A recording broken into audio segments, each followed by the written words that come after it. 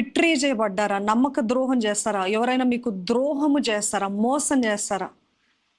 మిమ్మల్ని గాయపరిచారా? లేకపోతే మీరు ఎవరికైనా ద్రోహం చేస్తారా? సో ఈ బిట్రేయల్ అనేది, ఈ నమ్మక ద్రోహం అనేది ప్రతి ఒక్కరూ వారి జీవితంలో ఎక్కువగా ప్రేమించేవారు, నమ్మకంగా ఉండేవారు, సేవలో ఉండేవారు. వారి జీవితాల్లో ఈ నమ్మక ద్రోహము బాగా జరుగుతుందండి. దగ్గరలో ఉన్నారో, సమీపంగా ఉన్నారో, రక్త సంబంధులో, స్నేహితులో, భర్తనో, భార్యనో, బిడ్డలో, అక్కనో, అన్ననో, తమ్ముడో, చెల్లెనో, వారి దగ్గర నుండి వస్తుందండి. రిమెంబర్, నమ్మక ద్రోహం అనేది ఎప్పుడు కూడా బయట వారి దగ్గర నుండి చాలా రేర్ అకేషన్, చాలా అరుదు. కానీ ఎప్పుడు లోపడున్నవారు, దగ్గరగా ఉన్నవారు, సమీపంలో ఉన్న వారి దగ్గర నుండి వస్తుంది. పగిలిపోతుంది కదా గుండె.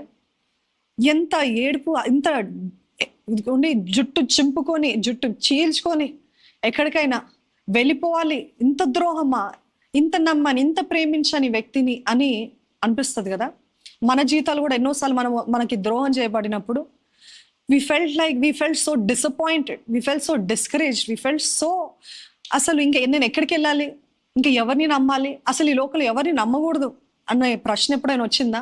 నేను ఎవరిని నమ్మను, ఈ వ్యక్తి నా జీవితంలో ఇట్లా చేస్తాడు కాబట్టి no man I will believe, no women I will believe nobody. ఇంకా నేను ఎంత నమ్మి నాది ఉన్నదంతా ఇచ్చేస్తాను, but this person has deceived me, నన్ను మోసం చేస్తాడు.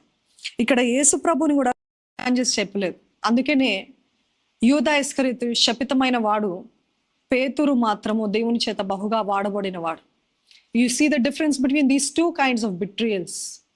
I want to ask you, are you in any of these two categories?